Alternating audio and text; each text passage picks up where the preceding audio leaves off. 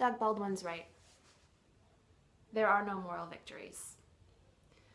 And the terrible thing about football is, unless you win a Super Bowl, ultimately your season is going to end in heartbreak, like yesterday. Pete Carroll was also right when he called this game a microcosm of our season.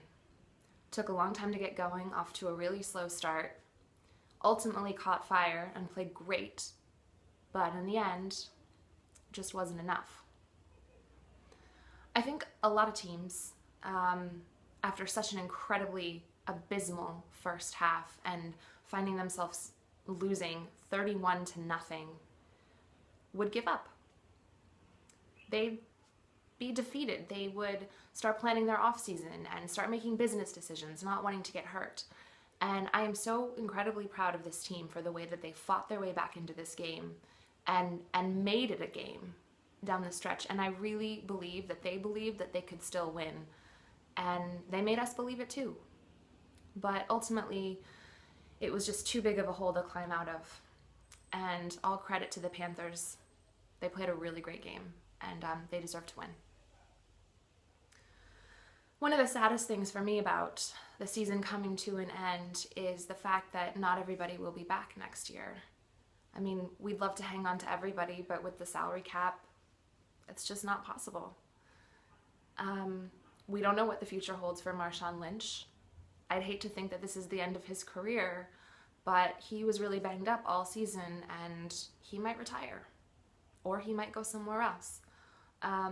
I also think it's safe to say that the Jimmy Graham experiment didn't work out the way that we had hoped. And it is very difficult to ignore the fact that Seattle played its best football this season with our two biggest star names on offense, Marshawn Lynch and Jimmy Graham, on the bench. And the guys who really stepped up were the guys who were the playmakers yesterday.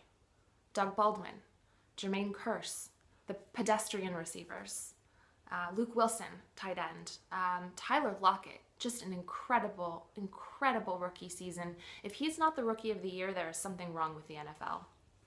And Tyler Lockett and Thomas Rawls, who unfortunately went down with an injury, but looks every bit like he's ready to step in and fill Marshawn Lynch's shoes. Thomas Rawls and Tyler Lockett are the reasons that I am so excited about the young talent on this team. And I really hope that we hold on to Doug Baldwin and Jermaine Kearse and Luke Wilson in particular on offense, because to me, these guys are tough as hell.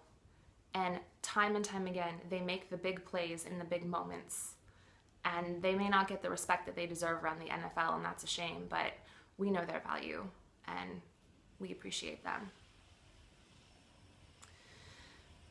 The one thing that I take a little bit of comfort in after such a devastating loss is how much this game yesterday reminded me of the divisional game 3 years ago against the Atlanta Falcons.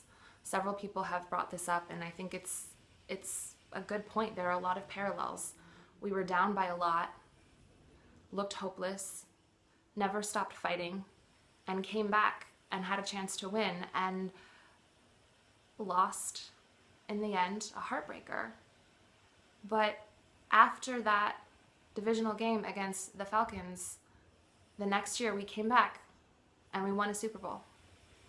So I have complete faith in what this team can do, and I'm so incredibly proud of them, and I'm so excited about the future.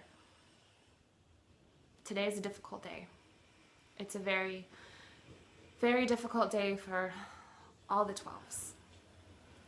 But like Russell Wilson said, we'll be back, and I look forward to it. Thanks for a great season, Seahawks. Go Hawks.